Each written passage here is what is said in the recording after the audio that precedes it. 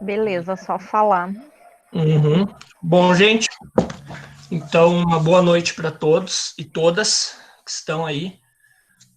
Primeiramente, eu gostaria de agradecer a Francine, né, Schulz, por ter aceitado, né, dar essa palestra aí para vocês. Nas próximas 2 semanas, nós teremos ainda mais, a princípio, duas, que eu quero organizar. Uma já terça-feira nós já organizamos, que é com a Mônica Engel, que é colega nossa também, né, na Unicinos. E na outra semana, uma outra colega nossa também, que é a Ana Carolina Ponte. Então, eu quero, como eu falei para vocês, eu quero começar a trazer outras pessoas para conversar com vocês, para mostrar outras realidades, para mostrar o trabalho dessas pessoas, né, para vocês entenderem que existem outras possibilidades, que existem outros trabalhos e para vocês se inspirarem também, tá? Eu só peço que vocês mantenham os microfones de vocês desligados, tá? Podem deixar a câmera ligada se quiserem, tá? Não tem problema. Anotem as perguntas, tá? Que no final vocês poderão perguntar para a Fran, né? As dúvidas de vocês, tá bom? Então,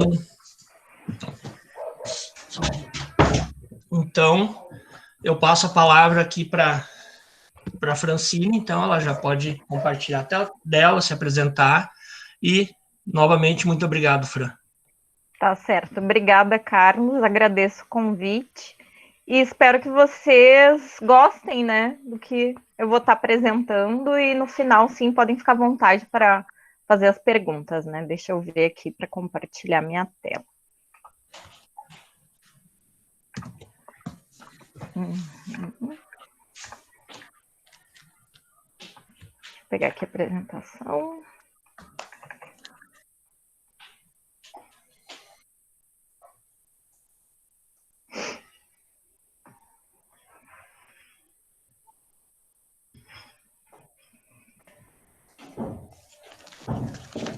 Ai, tá meio lento.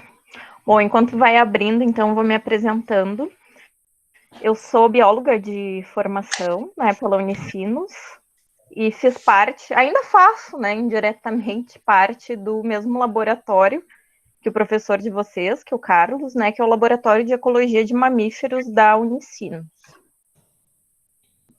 Eu fiz mestrado na Unicinos também, Engenharia Civil. Deixa eu ver aqui se vai abrir. Todo mundo está enxergando a minha tela? Eu estou. Sim. Sim? Tá. Que agora eu já não enxergo mais vocês, então. Mas terminando, então, a minha apresentação pessoal, né, eu tenho mestrado em Engenharia Civil na Unicinos, na parte de gerenciamento de resíduos. Mas, na minha graduação, né, eu trabalhei, então, com conflitos entre pessoas e fauna, mais especificamente com o conflito, então, de predação de rebanhos por pumas nas fazendas do interior, principalmente de São Francisco de Paula, tá? Que é assim que eu vou, então, começar a minha apresentação, mostrando meu trabalho da graduação, tá? Então, eu coloquei como título para essa aula de hoje, né, conflito entre pessoas e fauna. Existe uma receita, né, para a coexistência, né, para os dois ocorrerem, tanto a fauna, tanto as pessoas.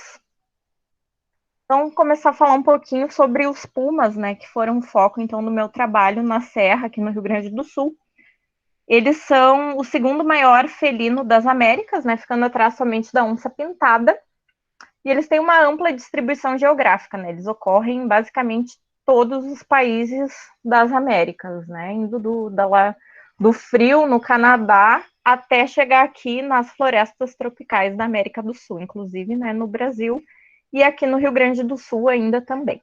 A dieta deles é muito variada, tá? Então, eles consomem desde peixes, répteis, aves e principalmente pequenos mamíferos, que nem a gente pode ver aqui. Eu não sei se vocês conseguem ver meu mouse, mas aqui, né, a gente vê então um puma predando aqui uma capivara. Então, os pequenos mamíferos são a preferência, né, em geral, alimentar dos pumas.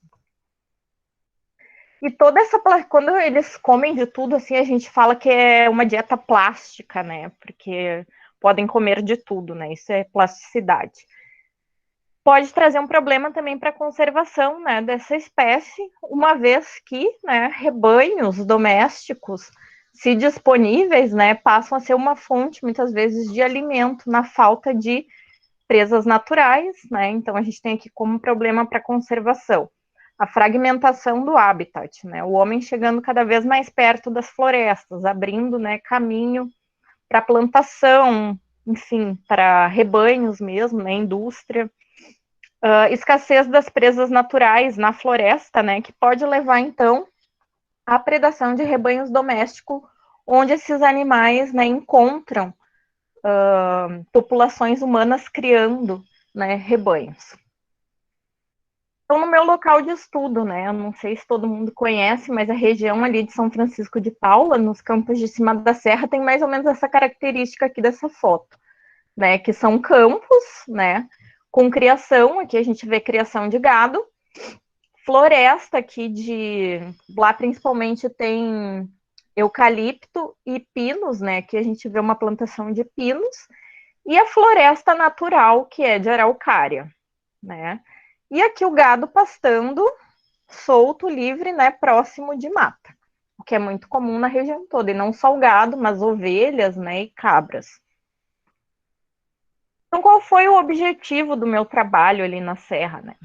Foi, então, entrevistar, né, vou falar um pouquinho da metodologia, os fazendeiros, e quantificar, então, os prejuízos financeiros das fazendas relacionados à predação de animais domésticos pelos pumas, identificar se tinha um padrão na predação, né, se os pumas eles costumavam predar da mesma forma os rebanhos domésticos em diferentes fazendas, e também avaliar a percepção da comunidade local frente ao conflito com a espécie, né, com os pumas. O que as pessoas pensavam, né, das perdas que elas sofriam nas fazendas e também o que elas pensavam sobre o próprio animal, sobre o puma. Então, como que a gente, né, acessou esse tipo de informação? Através de entrevistas usando um questionário padrão, né, com perguntas abertas, onde a pessoa fica livre para responder, né, sobre o assunto, e perguntas fechadas, onde a gente já tem categorias prontas de respostas e a pessoa escolhe, né, ou aquelas perguntas também que são do tipo sim ou não. E ao final de cada entrevista, a gente também mostrava essa figura, né, um prancha ilustrativa que a gente chama para os entrevistados, para que eles pudessem, então, dizer qual desses animais aí é o puma, né? E vocês conseguem reconhecer aí entre esses 4 quem que é o puma? Né? Qual figurinha que seria? Seria A, B, C ou D? Né? O D? O D não é o D é parecido. Tá? O D é o gato morisco, né? E o C? O C é uma jaguatirica, né? Então é o B? É o B, exatamente, tá? O B, então, é o puma, tá? Na verdade, o puma, né, ele pode ser chamado de outros nomes também, né? Ele pode ser chamado de onça parda, de leão-baio, até na serra, né, nessa região que eu fiz o meu estudo, o nome mais comum que as pessoas chamam é leão-baio. Então, até quando eu conversava, né, com as pessoas, eu nunca usava puma, assim, eu sempre usava o leão, porque para eles o leão é o puma, né? Não é o leão africano, mas quando falava de leão, queria dizer que era o leão-baio. E a letra A é a onça pintada, tá? Então, daí a gente mostrava essas figuras e pedia para as pessoas identificarem. Quase todo mundo acertou, tá? Então, é um animal que eles têm conhecimento lá na serra.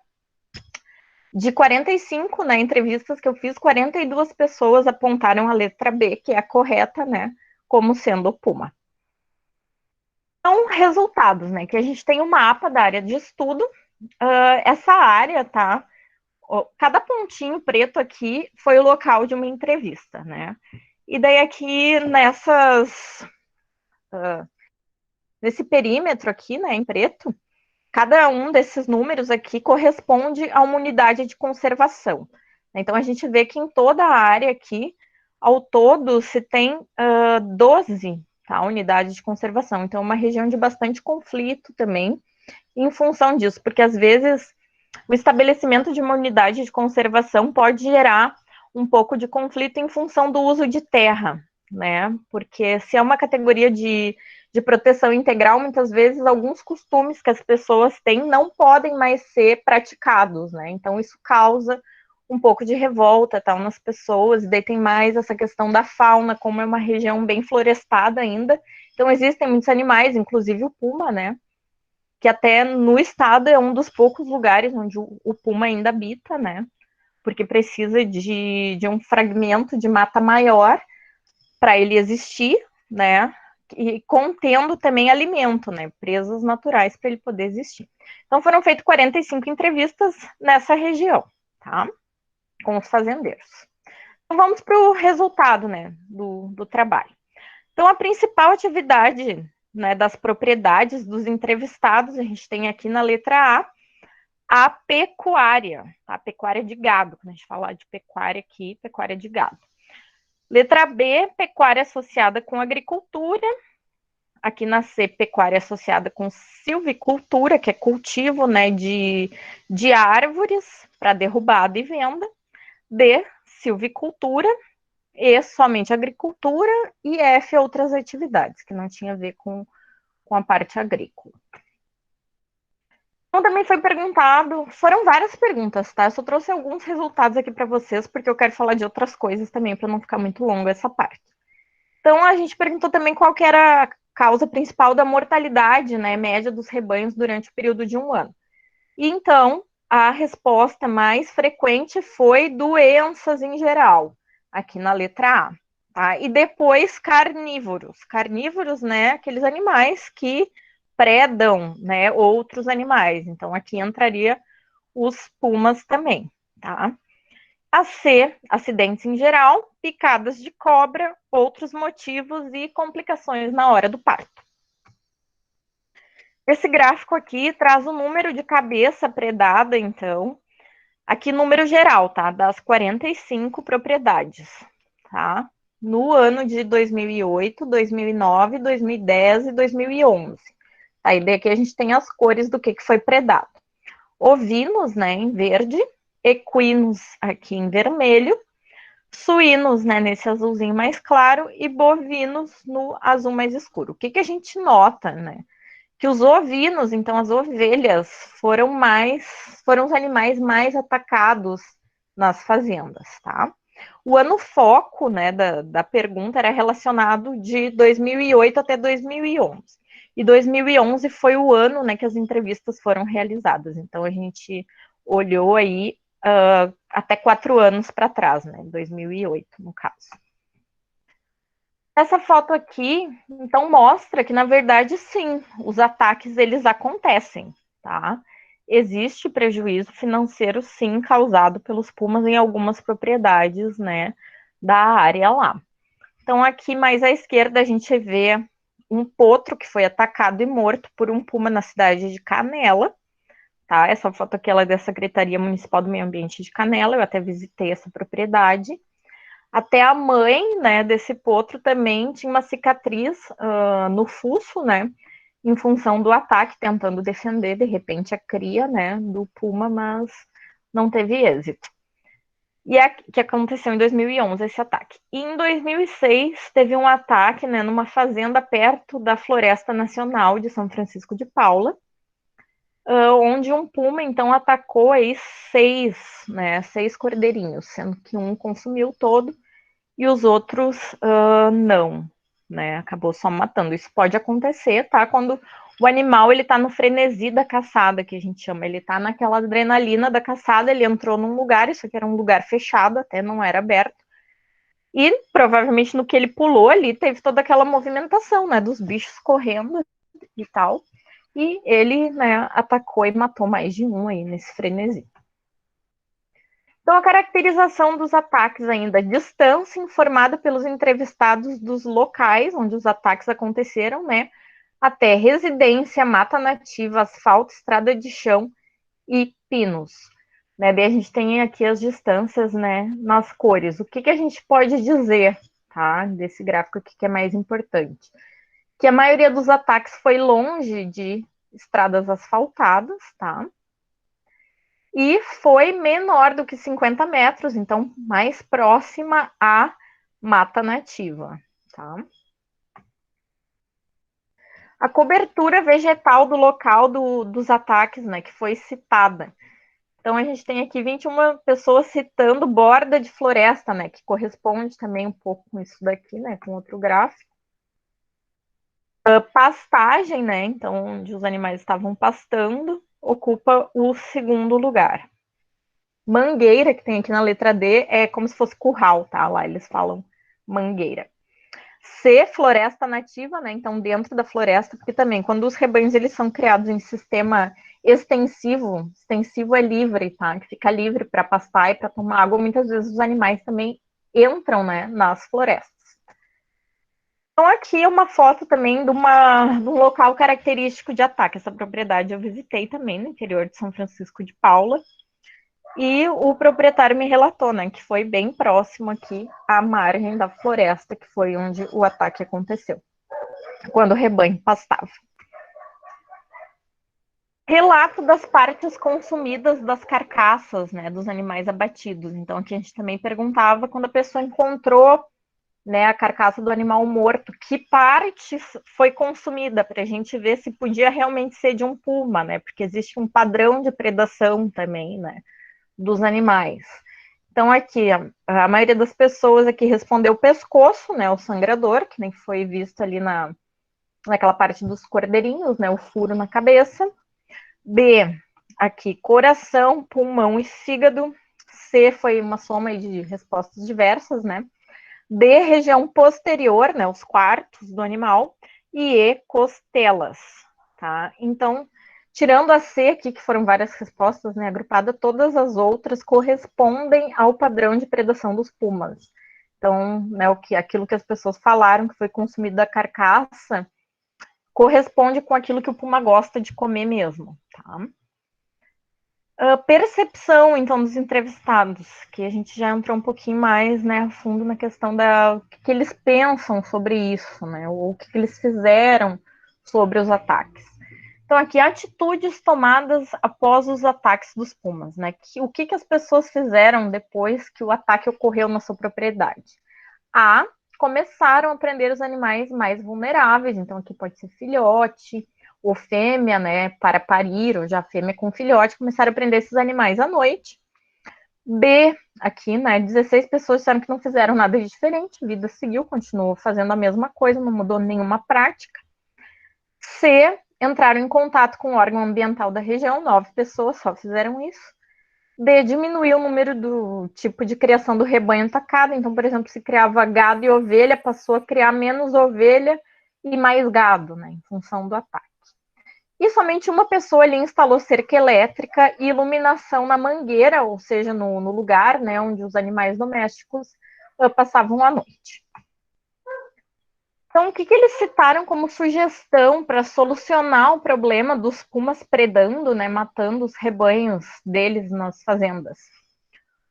A resposta mais citada foi aqui na coluna A, então, uma indenização financeira. A B foram diversas respostas agrupadas. C, remoção dos pumas, né, tirar os pumas dali, não matar, mas tirar dali, colocar em outro lugar. D, prender os rebanhos à noite, aqui nessa coluna. E não tem o que fazer, tem que matar os pumas, tá? Para solucionar o problema. No gráfico 10 aqui, o que a gente vê? Opinião, então, de quem deveria arcar com os prejuízos que os pumas causam, né, nas fazendas. A maioria das pessoas falou que deveria ser o governo federal. B, que disseram que ninguém, né? Que acontece, paciência. C, governo estadual, os próprios proprietários, a prefeitura e aqui no F, né, o governo federal e estadual. Isso queria duas indenizações, tá? Diferentes. Opinião deles também sobre o motivo do... A maioria respondeu, tá? Que achava que a população de pumas na região nos últimos 10 anos tinha aumentado. Daí quando perguntava por que a pessoa achava isso, né? Então o motivo mais citado foi aqui, ó, na coluna A. A soltura de pumas pelo governo nas unidades de conservação da região. B, né, disseram que fatores naturais. C foi motivos diversos agrupados. D, proibição de caça aos animais silvestres. E E, aqui é a última coluna, aumento da área de mata na região. Então, a maioria das pessoas acreditava na época que o governo, através do IBAMA, enfim, das unidades de conservação da área, estava largando pumas na região. O que não confere, tá, gente? Mas é o que os entrevistados pensavam que estava acontecendo.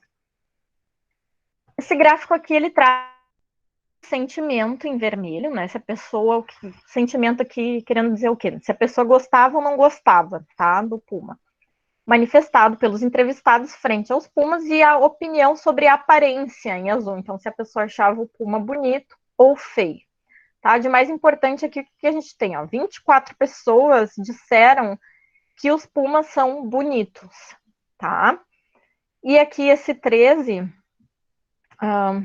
peraí que agora, aqui, nem bonito e nem feio, tá? Que foi assim o indiferente da aparência. Aliás, desculpa, peraí que eu me perdi aqui no que eu estava falando. Não, tá certo, é isso mesmo, sentimento em vermelho. Então, se a pessoa gostava ou não, na verdade aqui, desculpa, essa coluna do 24, tá? É as pessoas que disseram que eram indiferentes, nem gosta, nem não gosta, né, dos pumas, é indiferente. E aqui esse 24, foi aqui que eu me confundi, disseram que os pumas são animais bonitos, tá? Que acham que os pumas são bonitos. Só que um disse que era, né, muito feio ou feio. Aqui 13 disseram que nem feio nem bonito, mas aqui, ó, 24 disseram que é um animal bonito e 6 que é muito bonito. E o sentimento é que foi maior a indiferença, tá? Reconhecimento correto dos animais na prancha ilustrativa, né? Então, que nem eu falei para vocês aqui no B, a gente tem o leão-baio. Então, 42 pessoas reconheceram corretamente o puma, né, o leão-baio. 37%, 37 pessoas aqui na coluna ainda reconheceram também a onça-pintada, a jaguatirica, né? E só 6 pessoas reconheceram o gato morisco. O gato morisco, ele é um felino muito arredio, tá? E mesmo ele ocorrendo lá na região da Serra também, ele é mais difícil de ser reconhecido mesmo porque ele é mais difícil de ser avistado também, tá? Então, a conclusão, né, do trabalho, bem sucintamente, tá, gente? Existe, então, um conflito na região entre os criadores de animais e os pumas, que é agravado pela proximidade com as unidades de conservação, que nem eu mencionei antes para vocês, né? Tem outros conflitos relacionados ao uso de terra também na região. E os ataques, então, dos pumas ocorrem em locais e há rebanhos mais desprotegidos, né? Então, perto de mata e rebanhos mais desprotegidos, que não têm proteção durante a noite, e também há ovelhas, né? Que ovelhas são animais mais vis, né? Elas se entregam muito rápido, não lutam pela vida, tá? E os prejuízos causados pelos pumas, eles não são determinantes na formação da opinião dos entrevistados frente aos animais e frente ao conflito, tá? Então não importa quem perdeu mais e quem perdeu menos, mas, né, as opiniões deles frente aos pumas e frente ao conflito foram mais ou menos parecidas. Mas, né, apesar de tudo, ainda existe uma possibilidade de parceria com a população para esclarecimento e redução do conflito com espécies, tá? Porque teve muita gente que ficou curiosa, que disse que gostaria de aprender mais sobre os animais, tá? Sobre os pumas. Então, aqui as referências, tá? E aqui eu trouxe para vocês que isso foi um trabalho, né, da graduação, tá? Não foi meu trabalho de mestrado nem nada. E ele foi publicado, né, nesse artigo aqui. A gente também, uma revista internacional, tá? Que é uma revista boa, reconhecida, assim. Foi publicado também num blog, né, através do artigo, daí nos chamaram para escrever para um blog também sobre o conflito. Saiu um capítulo de livro também, né? Não só sobre o estudo de caso, mas sobre a questão das relações humanas com os grandes felinos no Brasil, que isso aqui eu até escrevi, esse capítulo eu escrevi junto com a Mônica, que também vai dar uma palestra para vocês depois. E, né, então, aqui chegamos à África, né? Como que eu fui parar na África, que eu acho que o Carlos também já falou para vocês, né? Então, através desse trabalho que eu fiz com os pumas na graduação, trabalhando com conflitos entre pessoas, eu me inscrevi para um programa de voluntariado na Namíbia, né? Para quem não sabe, então a Namíbia fica aqui na África, ou aqui está a África do Sul, porque normalmente quando a gente fala em África, todo mundo pensa em África do Sul como sendo África o continente, mas não é, né? A gente sabe que tem tipo, vários países na África, e a Namíbia é um deles e fica aqui. Então, o que tem na Namíbia? Né? O que eu fui fazer lá especificamente? Na Namíbia tem o Cheetah Conservation Fund, que é um centro de conservação de cheetahs, né, de guepardos, tá? E o que é, eu vou chamar de CCF, tá? Que é para simplificar na hora que eu for falar deles. O CCF, ele é uma fazenda modelo, então aqui nessas primeiras fotos aqui eu apareço com essas cabras de propósito, para não esquecer de dizer isso, que apesar deles serem um centro de conservação de guepardos, eles também são uma fazenda modelo, tá? Então lá nesse centro de conservação, no CCF, eles têm toda uma parte para receber turistas, né, para mostrar a fazenda, como que eles criam as cabras e conseguem conviver com grandes predadores, tá? Então aqui a gente vê os filhotinhos nessa foto aqui do meio, coisa mais fofinha de dar mamadeira para eles. E apesar de que quando eles começam a ficar muito grandes, dá muito trabalho, também eles ficam bem pesados. Mas era sempre uma festa na hora de dar mamadeira para eles. E também tem as cabras adultas, né? Porque por que eles criam cabras lá? Só para criar? Não, tá? Eles usam o leite para fazer queijo, para fazer iogurte, para fazer food, que é tipo uma rapadura, né? Que é outro produto que eles fazem. Iogurte, tá? Tudo isso para vender. Então eles vendem isso, né? Através da cremeria. Eles têm uma cremeria lá onde eles produzem tudo isso e vendem também para reverter a venda para eles, né? Inclusive. Mas tem os guepardos lá também. Então, tipo, recebe turista. Tem estrutura para dormir lá também. Então, tem alguns hóspedes, né? Claro que agora na pandemia não tá tendo nada disso, né? Mas quando eu tava lá, eu fui ano passado, tá? De setembro a dezembro, eu fiquei lá 3 meses como voluntária. E quando eu tava lá, tinha 37 cheetahs, né? Entre filhotões e adultos. Desses 37 que tem lá, somente 7 indivíduos eram candidatos a serem soltos na natureza de novo. Mas daí vem a primeira pergunta, né? Por que eles estão lá? Bom, uma das principais ameaças tá, aos guepardos, não só na Namíbia, mas nos países que eles ainda existem, é o tráfico de filhotes. Ai, como assim tráfico de filhotes? É para pele? Não, não é para pele, é para ser pet, tá? Então, o que acontece? Caçadores matam as mães, pegam os filhotes, e esses filhotes são direcionados a... Ai, agora eu Somália, para Somália, que é a rota principal de tráfico de filhotes para o Oriente Médio, tá? Para os grandes sheiks, para os ricaços das Arábias, vamos assim dizer, né? Que querem ter como pet, então, uma chita. Só que o que acontece, tá? Não é tão simples criar uma chita, tá? Então, muitas vão morrer no caminho, já começa por aí que os filhotes ficam desidratados, são deixados em condições deploráveis, então somente alguns conseguem sobreviver para chegar no Oriente Médio.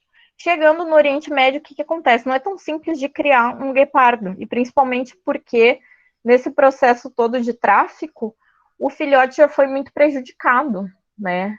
Já perdeu nutrientes, porque não teve alimentação adequada, não tomou sol direito, eles ficam com problemas musculares, problemas nos ossos e acabam morrendo super cedo, tá? Com 2, 3 anos, eles acabam vindo a óbito. A expectativa de vida deles, né, em cativeiro não é muito grande justo por isso, porque as pessoas acham que é simples de criar um animal selvagem e não é. Por isso eles não são pets. Cheetahs não são pets, papagaios não são pets, tá? Esses animais, eles, né, vivem bem no ambiente natural, né? Apesar da gente gostar, eu mesmo gosto muito de animais, mas pet a gente tem que ter em casa, é o gato, é o cachorro e tá de bom tamanho. Os outros, deixa eles viverem a vida deles no habitat deles, né? E daí o que acontece aqui, então, como que esses guepardos vão parar lá?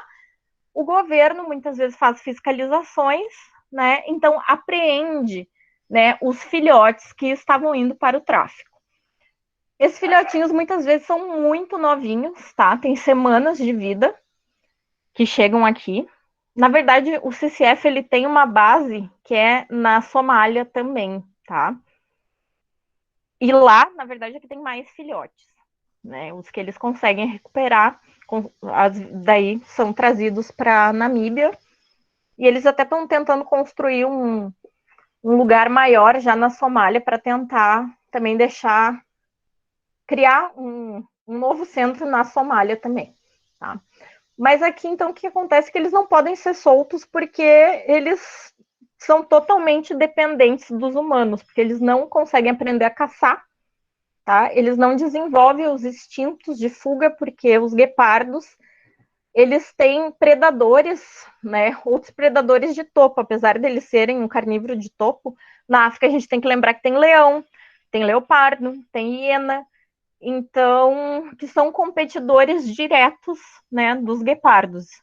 Então, aqueles filhotes que não aprenderam instintos de sobrevivência, de fuga, de caça com a mãe, não conseguem aprender isso em cativeiro. Então, se eles forem soltos, né, na natureza, eles vão morrer porque eles, né, não conseguem desenvolver isso. Então, lá no Cheetah Conservation falam de 37, somente 7, né, estavam aptos para ser soltos porque já saíram da natureza mais velhos. Aqueles que chegam muito novinhos, infelizmente, são fadados a viver a vida inteira em cativeiro. E daí, lá eles têm as baias, têm os recintos onde ficam os guepardos. E alguns guepardos, né, os mais mansos, que foram criados desde muito bebês com os humanos, que a gente pode ver nessa foto aqui, né, tem a tratadora, que está bem pertinho, a gente pode ver aqui, porque ela foi uma das que ajudou a criar, foi basicamente a mãe, né, dessa chita aqui. Então, para o guepardo se exercitar, como vocês devem saber, o guepardo da natureza, se ele está numa caçada, ele pode atingir 120 km por hora, tá? Numa caçada. Então, ele é um bicho muito veloz. E ele precisa se movimentar, o corpo dele, né, tem esse design para se movimentar, ele precisa de movimento. Então, o que eles fazem lá? Eles fazem a cheetah run, eles fazem as cheetahs correrem, tá? Eu vou mostrar um videozinho aqui. Vocês me dizem se der algum problema, mas antes eu testei e funcionou para mostrar essa atividade, então, das cheetahs correndo. Tá? Eles incentivam elas a correrem, coloca. Ó, tem um pedacinho de pano ali, que é molhado com uma essência que atrai eles e faz eles se interessarem a correr atrás daquilo ali, tá? É uma essência que eles colocam. Então, essa atividade é feita lá com eles, vai trocando o grupo de guepardos, né? Para fazer eles correrem mesmo e se exercitarem, porque isso é bom para eles, é da natureza deles, eles precisam correr. Tá? Por isso também que eles acabam morrendo cedo quando eles vão para o mercado pet, porque quem é que coloca, né, uma chita correr? É bem assim, as pessoas querem como pet para ficar vivendo como um gatinho, e não é o caso, eles não são gatinhos, apesar de serem lindos, eles não sobrevivem muito tempo assim, porque não é a vida deles, não é natural. Tá? Eu vou botar outro vídeo aqui para mostrar eles correndo também, isso é num outro recinto. Notem que esses dois aqui, tá? Isso aqui é dentro do recinto deles, a gente está em cima da traseira de uma caminhonete com carne e tentando incentivar eles a correr. Só que se vocês notarem, eu vou botar de novo aqui o vídeo quando parar, eles correm com as pernas meio que travadas, tá? Porque também, quando eles eram filhotes, foram tirados do tráfico, eles ficaram, esses dois aqui, muito tempo numa garagem sem tomar sol, sem receber alimentação adequada, e eles não desenvolveram a parte óssea e muscular adequada. Então, eles pode ver que eles têm as patas meio duras, meio travadas, e isso foi falta de alimentação adequada, falta de exercício e falta de sol. Tá? Então, lá no CCF, né, o que se faz também? Tem toda a parte da fazenda, então, de cabras, que nem eu falei, que tem daí para produção de queijo, tudo para vender. Tem os guepardos que vivem ali. Recebe turista, então se mostra, se conversa, focando no quê? Focando na conservação de guepardos, tá? Os guepardos que eles estão ali, eles estão para mostrar que não dá certo ter um pet guepardo, não dá certo ter um pet leão ou qualquer outro animal, não funciona. Eles não são gatinhos, né? O gatinho para a gente ter em casa é o gato doméstico, os outros não funciona, não dá certo. Então, é por isso que eles estão ali. Eles são embaixadores de conservação. Então, eles estão ali para dizer, existe esse perigo aqui no país, né, na África inteira, mas em especial onde eles estão, porque a Namíbia é um dos países com a maior população de chitas na natureza. Então, para dizer, nos ajudem, né? O CCF está ali para dizer, nos ajudem a conservar os guepardos livres na natureza. Esses que a gente tem aqui, infelizmente, não tem mais o que fazer, eles vão ter que ficar para sempre.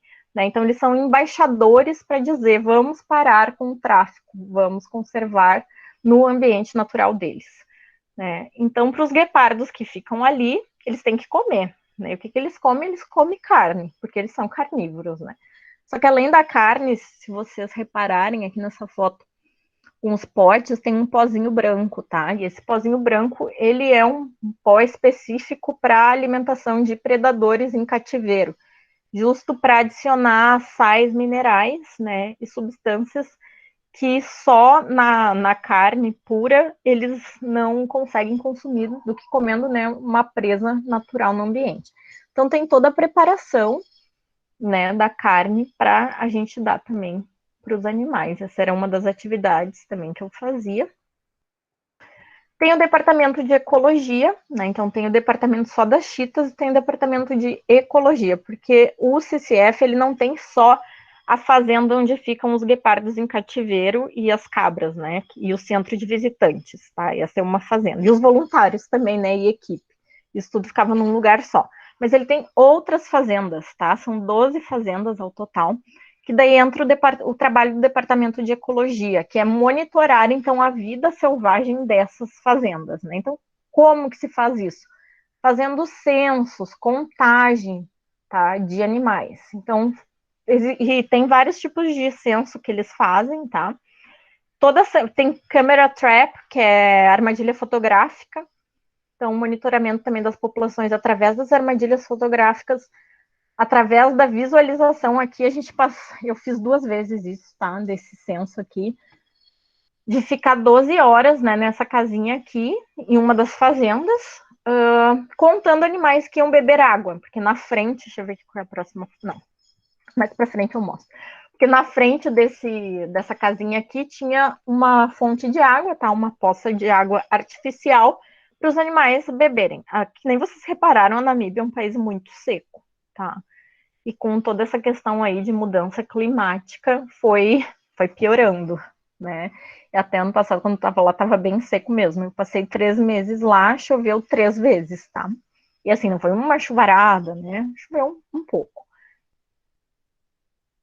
O que a gente conta no censo de animais, né? Quantos animais, então, quando a gente estava nessa casinha aqui, o que a gente contava? A hora que o animal chegou para beber água, que animal que era, né? Espécie, se era macho, se era fêmea, se era filhote, se era jovem, e que horas o animal foi embora, tá? Depois de beber água.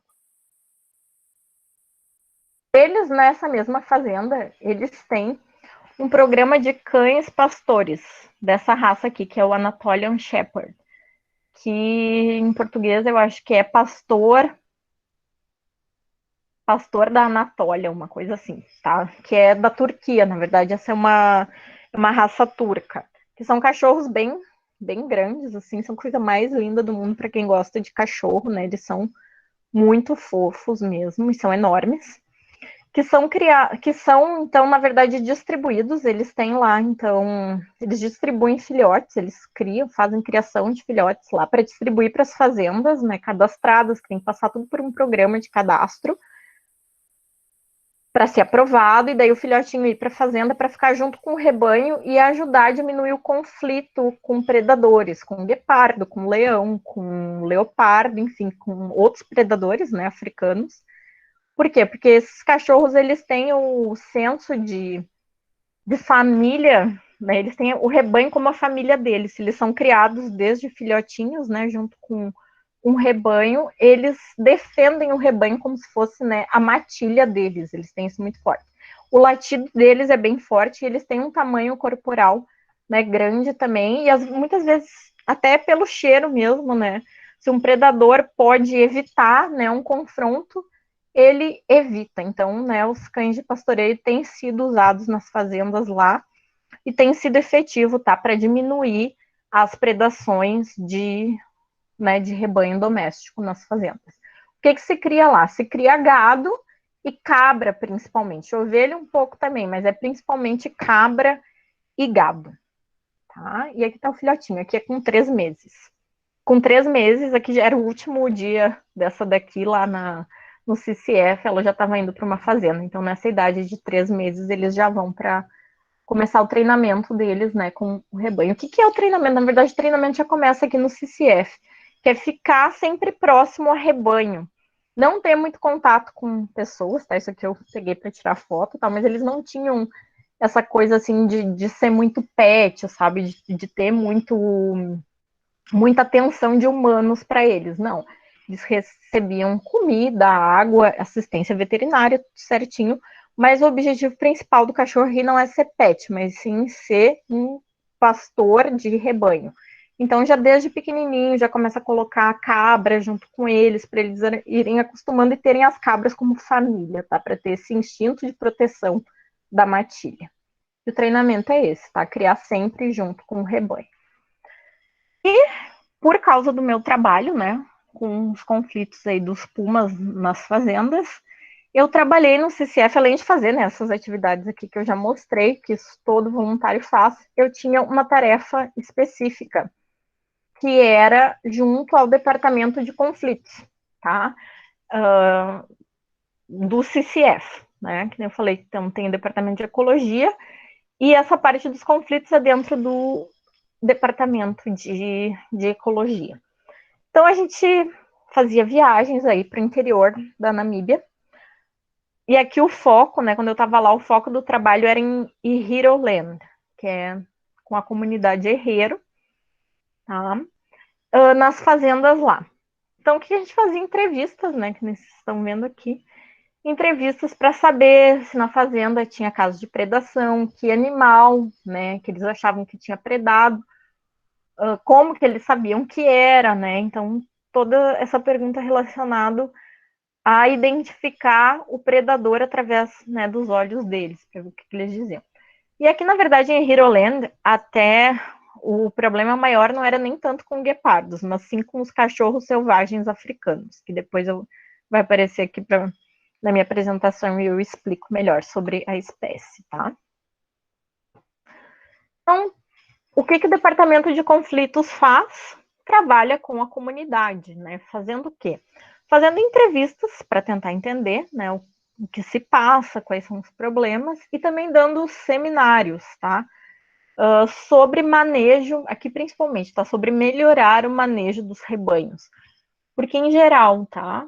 Na literatura toda em geral, a maioria dos estudos, quando a gente fala de conflito com predador, qual é a primeira coisa que deve, né, ser tentado e ser sugerido nas fazendas? Melhorar o manejo dos rebanhos, tá? Porque os predadores, eles estão ali na área, né?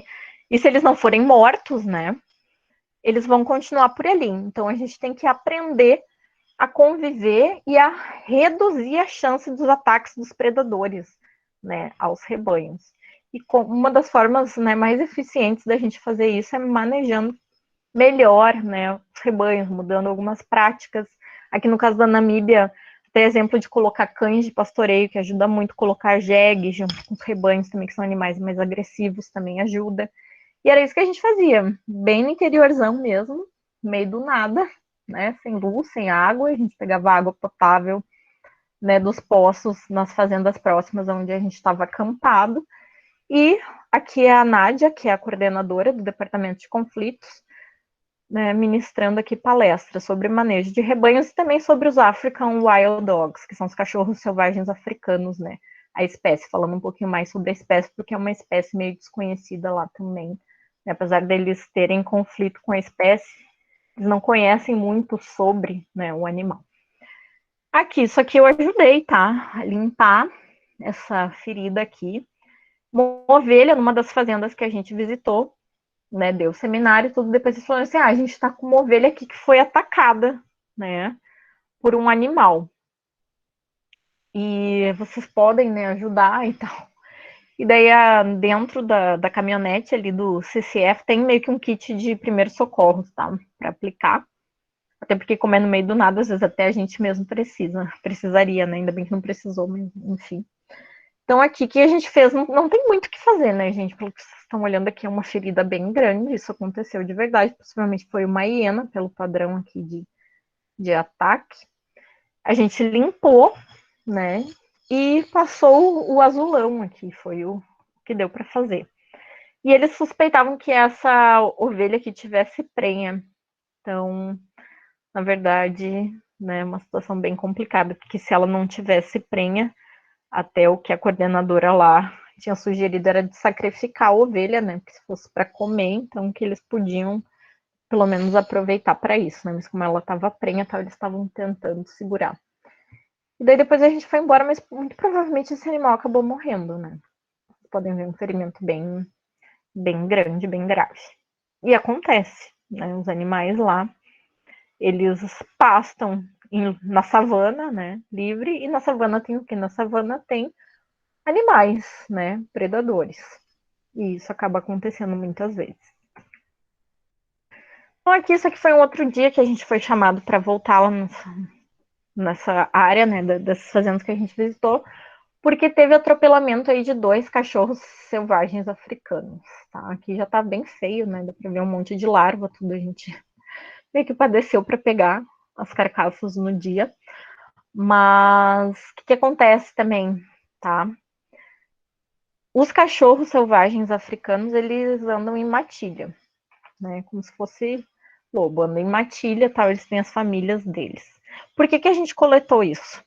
Para identificar, né, o sexo e a idade aproximada dos animais e ter uma noção, né, de como é que está a comunidade dos cachorros selvagens africanos lá.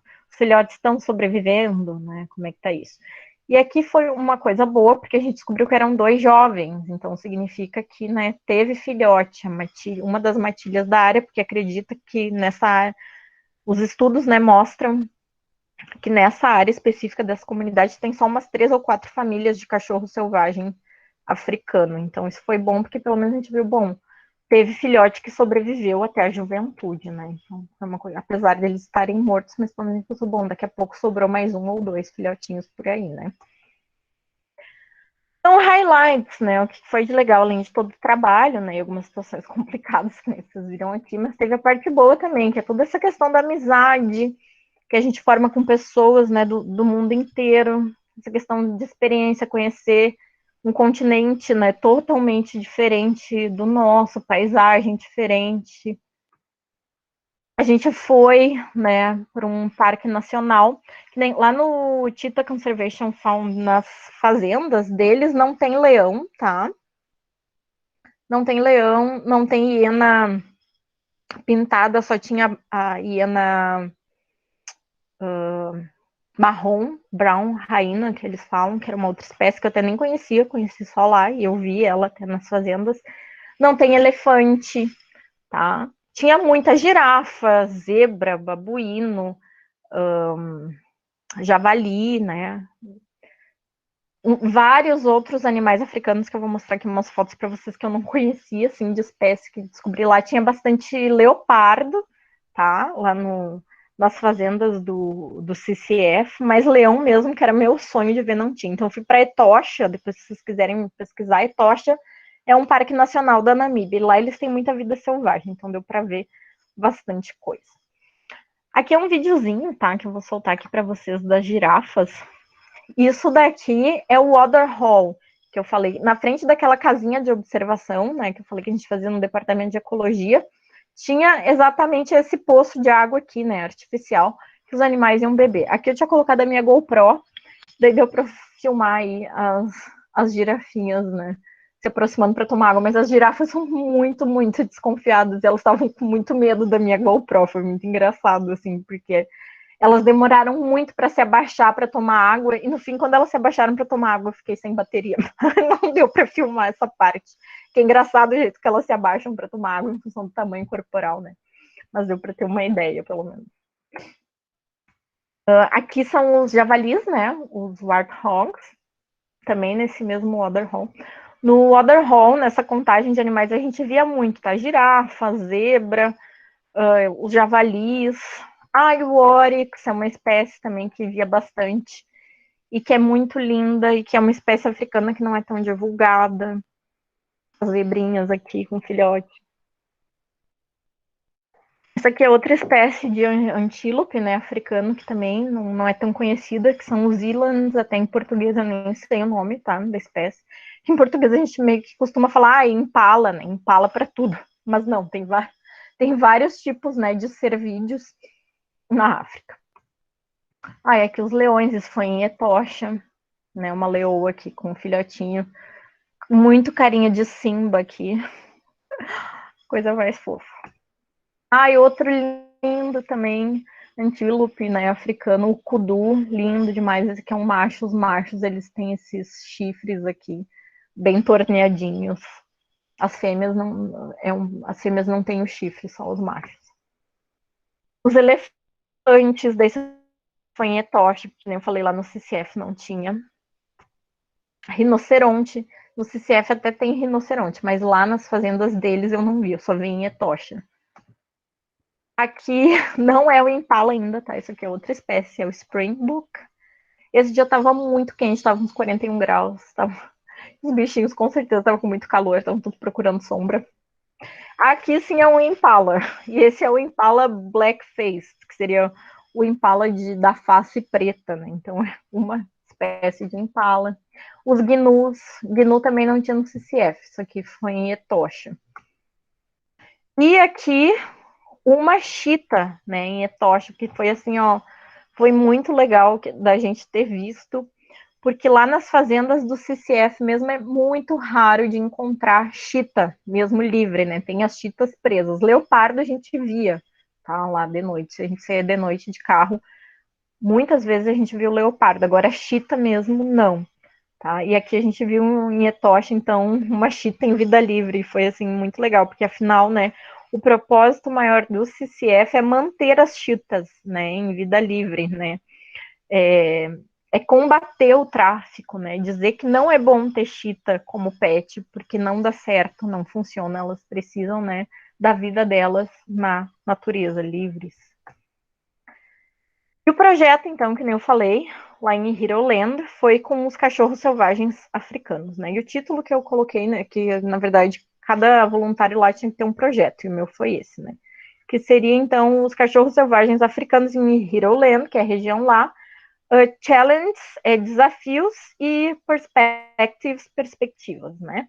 Então o objetivo, né, do trabalho era acessar as dimensões humanas do conflito entre os fazendeiros e a espécie, né, os cachorros selvagens, em Okakarara, que é o nome da cidade maior, da região lá de Hiroland, e propor alternativas para coexistência, né?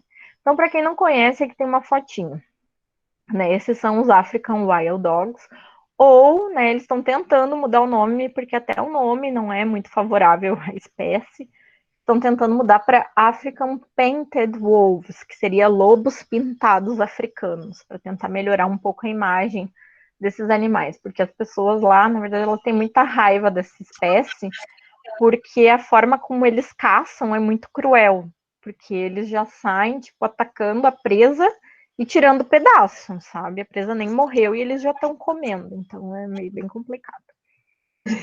Oi? Fran, desculpa te interromper aí, mas acho que nós temos mais uns 5 minutos aí com o pessoal. Provavelmente a aula é de 1 hora, sim, né? beleza. Só para avisar, tá? Eu vou passar bem rapidinho aqui só para mostrar, né? Aqui, então, o que era? Era fazer um questionário, né, com as pessoas, identificando, porque nem eu falei, o que eles faziam antes era somente, né, falar sobre o conflito. E aqui o meu objetivo maior era acessar o que as pessoas pensavam sobre o animal. Que animal que elas gostavam mais? Que animal que elas odiavam mais? E aqui, nesse gráfico aqui, a gente vê que as cobras eram os mais odiados entre todos os animais citados. O que elas pensavam, então, sobre os cachorros selvagens, né? O que elas achavam que era a solução para resolver o conflito com os cachorros selvagens, né? Se é possível mudar as práticas nas fazendas, se as pessoas achavam que era possível. Se seria possível, né, ter um dinheiro vindo do turismo pela observação dos cachorros selvagens ou pela observação do modo do povo herreiro de viver, né? Então, o povo herreiro, quem que ele é? Esse daqui, tá? Da comunidade que a gente trabalhou lá. Eles têm um apego muito grande com o gado, por isso esse chapéu aqui, ó, que é para mostrar, né, a força e o valor que o gado tem dentro da cultura deles. Por isso também que tem esse conflito muito forte com os cachorros, né, selvagens africanos. E como proposta, então, seria melhorar o manejo dos rebanhos, né, a primeira coisa que seria de resultado, assim, para propor. Seguir exemplo como do país de Botsuana, que é investir em ecoturismo com a espécie, né, foco do conflito, que seria os cachorros selvagens aqui na região. Pagamento por tolerância, de repente pagar as comunidades para tolerarem a presença dos animais. Colocar rádios escolares nas populações dos cachorros, né, selvagens, para alertar o movimento das famílias deles, né, na região, e para os fazendeiros ficarem mais atentos, prenderem seus animais. E investir em artesanato, né, utilizando artefatos de caçadores, exemplo, armadilhas de laço. Na África é muito comum ter armadilha de laço. E acaba matando aí muitos animais em função disso, né? Então, de usar esses laços para artesanato. Em meu envolvimento atual, então, eu estou como pesquisadora, né, do programa Amigos da Onça, hoje, né, na Caatinga, então, localização aqui. Depois vocês podem, eu deixei a apresentação com o Carlos, tá? E vocês podem olhar melhor. E o que é esse programa, então? É para investir, então, na biologia e na ecologia e conservação da onça pintada e onça parda na Caatinga, né, que é do interior do Nordeste brasileiro. E tem duas, essa é a linha, né, da biologia e ecologia, e também tem a linha das dimensões humanas, que é justo isso, olhar para as pessoas e para o conflito com as espécies, né. Então, aqui, né, a onça parda e a onça pintada, as ações do programa, então, né, na parte de ecologia e biologia, estudar a influência da atividade humana nas populações das presas e também das onças, redução de conflitos, né. Então, na verdade, na Caatinga já tem construído alguns chiqueiros à prova de onça, tá, que já ajudou a reduzir o conflito, isso já foi feito lá. Dimensões humanas, né, bem isso, então olhar para a população e ver como que os comportamentos humanos afetam, né, a questão da conservação das onças e promover também o desenvolvimento humano das populações para que as espécies animais sejam preservadas também, tá? E eu também participo, sou fundadora, na verdade, do projeto Companhia, né, que é um projeto aí de, né, socorro a animais, né, em risco, tá? E fazendo o quê? Né? Como? Para promover, né, ações visando a diminuição do número de animais de rua, através de castração e adoção responsável. Depois vocês podem, né, procurar aqui para seguir o projeto, né? Se alguém está pensando em adotar um cachorrinho, pode dar uma olhada por lá que tem vários precisando. Então aqui eu botei algumas fotinhos dos animais que estão aguardando adoção, tá? Depois vocês podem olhar com calma, mas por que isso é importante, né? O que isso tem a ver? Não são só cachorros, não são só gatos, mas são pessoas, né? Sempre que a gente tem um problema com um bicho, não é o bicho sozinho, mas tem gente por trás, né? Então é importante a gente olhar também para as pessoas, né? Tem toda a parte fitossanitária junto, né? Que transmissão de doenças mesmo, tanto dos bichos para as pessoas, das pessoas para os bichos, então sim, é importante também a gente olhar para isso, né? E para concluir, então, tá, o sucesso de qualquer programa de conservação, ele começa com as pessoas, né? Então a gente tem que estudar, tem que conhecer, tem que ouvir, tem que integrar, debater, ouvir de novo, tentar conciliar, para só então lá no final propor alguma coisa, né, para uma comunidade. E, né, eu encerro aqui com essa frase do Silvio Marchini, que eu acho que resume bem, né, e até responde aquela minha pergunta: é possível conviver, né? Então ele diz aqui: os problemas que a conservação e o manejo da fauna silvestre se propõem a resolver não são, em última análise, problemas com a fauna, mas sim problemas com as pessoas. Então é possível a fauna conviver com as pessoas? Sim, tá? Eu acredito que sim. Mas para isso a gente tem que escutar e entender as pessoas, tá? Que convivem com, né, dia a dia com animais, né, que muitas vezes causam problemas e causam perdas financeiras, inclusive. Né? Era isso da minha parte aí. Muito obrigada pela atenção de todos. Desculpa aí se eu me excedi no horário. Ok, obrigado, Fran. Eu não sei vocês, mas eu gostei muito. Era um assunto que a questão das dimensões humanas, até conversando com a Fran esses dias, eu disse para ela que era uma coisa que eu queria ter trabalhado. Eu acabei indo para um outro lado das minhas pesquisas, que era trabalhar com lobo-leão marinho, né, trabalhar com uma questão climática, mudando, né, de oceano, e foi no meu mestrado onde eu segui, mas eu tinha esse objetivo em trabalhar com a questão humana e em relação com os animais, né?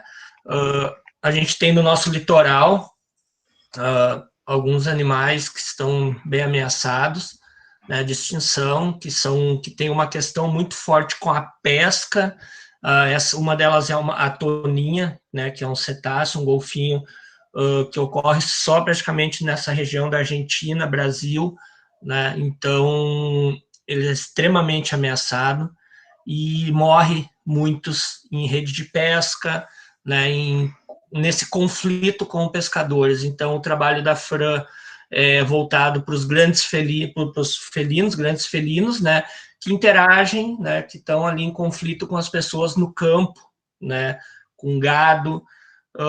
E a gente tem no litoral também, que provavelmente a Mônica, né, Fran, vai falar sobre isso. Ela trabalha com a questão do litoral, né? Então, e ela, eu acho que ela está trabalhando com felinos também. Não, Mas eu agora, acho que na verdade, ela está mais voltada para a parte marinha mesmo. legal. Então, no mestrado foi felinos, mas agora o doutorado é mais na parte do mar mesmo, mais pro oceano.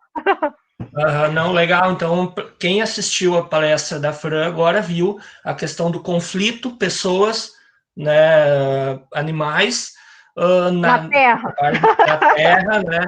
E vão ver agora essa questão, provavelmente com ela, essa questão do mar, que é bem interessante também, né? Então, não sei se alguém tem alguma pergunta, alguma questão que queira fazer para ela, né? Se alguém não tiver, eu tenho uma, tá? Mas, por favor, alguém aí gostaria de fazer alguma pergunta? Não é uma pergunta, é só uma, assim, o que eu notei. Eu notei que quando ela mostrou a foto do rinoceronte, o rinoceronte estava como cortado. O chifre, né, ali, o chifre não Chifre, o... isso. É chifre. É dente, eu acho que eles chamam dente, né? Marfim. Não, é o chifre mesmo. Isso, não é marfim. Isso. Uhum. O marfim dele estava cortado grande. E daí eu notei isso e eu não ia perguntar. Eu até ia pausar a palestra para falar, mas aí eu pensei, não vou. Boa eu achei aquilo muito interessante. Não, foi uma boa observação. O que acontece, tá? Na África hoje, em geral, assim, nos países todos, eles estão dehorning, eles estão cortando o chifre, tá? Dos rinocerontes, justamente por causa da ameaça de caçadores, né? Em função do marfim, do tráfico do marfim. Então, o que eles estão fazendo? Eles estão cortando os chifres dos rinocerontes, em geral. Então, e esse, né, da foto é um que já tá com o chifre aparado ali, né? E eles têm feito isso mesmo. Uhum. E é para proteger os animais, tá? Eles não sentem dor, né? Claro, na hora que para pegar o animal, eles têm que anestesiar, né? Mas eles têm feito isso e tem dado resultado, porque na verdade o que acontece? É muito triste, né, gente? Porque são cenas aí que a gente vê horríveis, porque o bicho nem morreu e eles estão, né, tirando as partes, né, de muitos animais. Então, não só o chifre, mas né, para outros comércios aí do mercado chinês louco, né, de algumas iguarias e coisa, então é bem triste. E essa parte do tirar o marfim é justo para isso, para evitar, ou pelo menos diminuir, né, as chances do animal ser caçado em função do marfim. Tá? Parece meio cruel, só complementando, parece meio cruel isso, e eu acredito, e na minha opinião no momento que o animal cria uma estrutura, alguma coisa, aquilo ali tem uma função ecológica para aquele animal. E o animal, ele é caçado e morto por causa daquilo ali. Por mais cruel que seja, que a gente possa pensar que tirar um chifre de um animal mas tu mantém o animal vivo. Vivo, Entendeu? exatamente. E ele tem condições de se reproduzir e continuar a espécie. Isso. Já os caçadores não dão essa chance. O que eles fazem? Eles atiram, matam, muitas vezes, que nem a Fran falou, não estão os bichos, né, nem morreu e eles já estão cortando ali. Então é uma forma, por mais que exista uma questão, né, ética aí, mas esse é uma alternativa que eles encontraram para diminuir a pressão sobre os rinocerontes. Isso. E é interessante isso, se vocês perceberam, eu tento sempre falar isso para vocês, tá? Conhecimento é importante. Quando tu vai trabalhar com algum animal, tu vai fazer uma pesquisa, alguma coisa, tu tem que, para tu tomar uma decisão, e muitas vezes essa decisão ela tem que ser política, né? Tu tem que conhecer o animal, né? Eu poderia perguntar para a Fran agora, né, por que é importante essas pesquisas que ela faz, né? Por que é importante as perguntas? Às vezes parece meio, né? Mas por que a pessoa vai lá e fica fazendo perguntas se acha o bicho bonito, feio, né? Em que parte o animal atacou, né? Como que foi, de que forma, para tentar entender, né, essa questão, o que eles pensam a respeito, para a partir dali tu tomar uma posição. Isso, exatamente, né? Que nem eu falei, né, com a frase ali do final, né, do Silvio Marchini, que é um pesquisador dessa área, né, bem famoso, e que foi um dos primeiros aqui no Brasil que começou com essa parte de dimensões humanas. O que é dimensão humana, né? É o que a pessoa pensa sobre aquilo, né? Como que ela se sente, que tipo de atitude que ela tem por causa, né, de alguma coisa que acontece. E é bem isso, se a gente não engajar, não envolver as pessoas para tentar resolver, né, os problemas com a fauna, com o meio ambiente em geral, né, com a água, com a floresta, enfim, com tudo, a gente não avança muito, né, porque não adianta eu, bióloga louca, começar a me botar na frente da árvore, de não deixar derrubar. Vai ser uma, de repente, que eu vou conseguir deixar no lugar, mas é a floresta, entendeu? Então é por isso, né? A gente tem que entender como que as pessoas pensam e como que elas se relacionam, né, com o meio onde elas estão, para tentar entender melhor, né, os porquês das coisas e tentar engajar as pessoas na conservação, né? Essa é a chave, né, de tudo, é ter as pessoas do lado da gente, né, para a gente trabalhar em conjunto de uma forma que todo mundo possa existir, né? As pessoas, o gado, a ovelha e os carnívoros, né? A questão da pesquisa ela é tão importante que a Fran deve saber dessa pesquisa, sabe o que a gente postou no grupo lá, onde o que lá, acho que na África eles estão fazendo isso, que eles estão pintando na traseira do boi, estão pintando um olho grande. O que o animal, quando vai predar aquele gado, vai ver um olho, vai pensar que é um animal maior que ele. Parece bobo, né, a impressão que dá, mas o que acontece? São em cima de pesquisas dessas, onde tu marca 100 animais com um olho lá, e tu deixa 100 animais sem o olho, e tu conta quantos foram predados. Qual que foi mais predado? O que não tem o olho. Então, daqui a pouco, é uma alternativa para o cara pecuarista lá, né, que cria os seus bichos soltos junto com uma reserva, numa floresta ao redor dela, consiga não ter prejuízo sem precisar ir lá e abater um animal desses, né? Porque eles têm uma função na natureza, né? Eles estão aí há milhões de anos e eles têm uma função. Então, isso é o importante da pesquisa. Né, eu queria te perguntar, até para nós encerrar, porque provavelmente o pessoal deve ter compromisso, para a nossa região aqui, Fran, tu acha que a ideia daqueles cachorros pastores ajudaria bastante aqui, daqui um pouco um projeto desse tipo, ou já existe aqui na nossa região? Olha, na nossa região que eu saiba não tem ainda. Tá. Existe uma raça, tá? Aqui no Brasil não é tão comum até essa do Anatolian Shepherd, que é esse da Namíbia, mas aqui tem um outro, ai, agora eu me esqueci o nome, mas é um cachorro branco de pastoreio, ele é mais branco assim, e é grandão também. Eu esqueci o nome agora da raça, mas eu sei que é usada também, porque eu já vi até na Expo Inter, tá? Umas Expo Inter que eu fui, eu vi essa raça lá, e é para ficar junto com as ovelhas. Estava sendo, né, os criadores, né, enfim, dessa raça de cachorro estavam vendendo para ficar junto com a ovelha. Mas projeto de pesquisa sobre isso eu acho que ainda não tem. Né? É até Tá de se pensar, é um nicho aberto. Mas eu sim, acho não. que sim, sabe? Porque o que acontece? Tá? Na Namíbia, por exemplo, é um país muito pobre, né? Então, tem fazendas grandes e com dinheiro, tem. Mas tem o pequeno também, né? Que às vezes fica complicado, por exemplo, de manter um cachorro dessa raça, entendeu? Porque até muitos cachorros acabam voltando lá para o CCF por sofrerem maus tratos, porque eles têm um programa, tá? Que eles vão uma vez no ano nas fazendas que tem os cachorros, e se o cachorro está abaixo do peso, se eles identificam algum tipo de problema com o cachorro, eles recolhem, tá? E eles têm esse poder de recolher, porque é firmado um contrato lá, onde, né, se for constatado que o cachorro não tá legal, eles podem recolher. E acontece, tá? Eu mesmo, quando tava lá, uns 6 cachorros, tá? Voltaram num período aí de 3 meses, né? Pra lá. Então, aqui eu acho que até seria positivo, porque apesar de terem produtores humildes, tem, né? Claro, mas ainda os fazendeiros, em geral, têm um poder aquisitivo maior. Então, eu acho que funcionaria, sim. Porque é uma raça grande, né? Então, come muito. Quando o cachorro começa a ficar mais velho, e isso serve para adoção também, né? O bicho vai ficar velho, ele não vai ser novo a vida inteira. E como todo bom idoso, começam os problemas, né? E quanto maior a raça, mais problemas se tem, porque começa a ter problemas de coxo femoral, que é problema articular, em geral, raças grandes têm esse problema.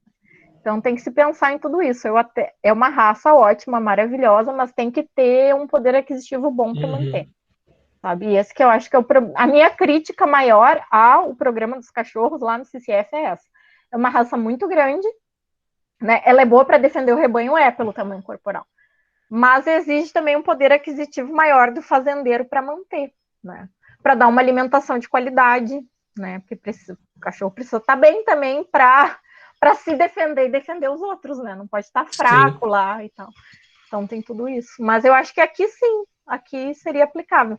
Só que o problema que eu vejo, né, de alguns trabalhos que já tentaram fazer aqui, é que a gente tem muito essa coisa do amar os animais, né? Eu mesmo, eu adoro cachorro, né? E se a gente quer ter um cachorro pastor de rebanho, é diferente. Não é um pet, não é pet. Ele tem que ficar junto com o rebanho desde pequeno, para ele exercer bem a função dele, né? De cão pastor. Então, acho que tem que ter essa consciência, tem que ter esse treinamento. O cachorro, se ele é para ficar com o rebanho, ele não pode dormir na minha casa, dentro da minha casa, entendeu? Ele tem que dormir com o rebanho, sabe? Ele tem que ter essa convivência com o rebanho. Então, acho que isso seria assim, um trabalho de preparação com as famílias da fazenda, do tipo, o cachorro é lindo, é fofo, é tudo. Mas eu vou cuidar bem dele, eu vou alimentar, eu vou vacinar, eu vou castrar, desverminar, fazer tudo. Mas ele vai ficar junto com o rebanho, então tem que ter, sabe, essa consciência. Esse seria o maior problema, eu acho. Fala, Alberto. Eu fui pesquisar, é Maremono abruzes. Isso mesmo, Maremono abruzes. Isso aí. Obrigado. Obrigado. Gente, eu acho que é isso aí, tá? Eu também tô apressando um pouco, porque eu preciso levar a Carol no primeiro dia de balé dela. Então, ela já deve estar indo lá, é aqui perto. Mas, Fran, assim, ó, muito obrigado mesmo. A gente é colega de laboratório, mas no grupo também, mas é a primeira vez que a gente está, né, se conversando, né, assim como com a Camila, com a Ana, Ana Ponte, né, e com a Mônica. Então, são pessoas que eu entrei em contato, como são colegas de laboratório, se prontificaram na hora de dar essas palestras para vocês. E realmente, muito obrigado, tá? Gostei muito, espero que todos tenham gostado, tá, da palestra. E a ideia é essa, é mostrar que existem outras possibilidades, é mostrar para vocês que a questão ambiental, a gente tem que trabalhar com pessoas, né? Não é todo... A pesquisa ela é importante para isso, para o conhecimento, né? A gente precisa de pessoas para fazer a pesquisa, a gente precisa de pessoas em campo, a gente precisa ouvir também, porque quem está em conflito com esses animais são aquelas pessoas lá, a gente tem que entender o que eles acham sobre aquilo para poder sugerir melhorias para eles, tá? E essa carreira aí de, né, biólogo e trabalhar com dimensões humanas é muito aberta mesmo. Vocês, talvez amanhã ou depois, vocês podem estar trabalhando com isso e com certeza é muito gratificante tu chegar no final e tu ver que tu conseguiu botar na cabeça das pessoas um pouco de conhecimento a respeito e tu ver que aquilo ali tá dando um resultado, né? Às vezes não dá, né? Mas quando dá, é muito bom. É sempre uma troca, né? Porque a pessoa, eu vejo assim que às vezes a gente na cidade, né? E eu não sei, né, como é que é a família de cada um, se tem raízes no interior ou não. Mas às vezes pra gente que eu tenho família no interior, né? Mas às vezes tem muita gente que é da cidade que às vezes parece muito fácil, né? Ficar dando sugestão do que tem que ser feito lá no campo, lá perto da floresta, e não é, né, tão simples. Ou quando a gente vai ver aquela foto daquela ovelha, por exemplo, que eu mostrei lá com aquela mordida toda, isso acontece, sabe? Então, e aí, o que se faz? Como que a gente resolve? Tá? Então, a gente tem que tentar entender e conciliar, né? Para todo mundo ficar feliz, vamos assim dizer. Nem sempre se consegue, mas, né? Todo mundo pessoa, animais, conviver Isso. no ambiente deles, até porque eles sofrem uma pressão de desmatamento, né? Então eles estão mais próximos de nós e eles precisam comer também. Tem um filme, O Segredo dos Animais, que é muito legal, quando o coiote vai entrar no galinheiro lá e o pintinho fala, você é mau, o coiote diz, os maus precisam comer também, né? É verdade.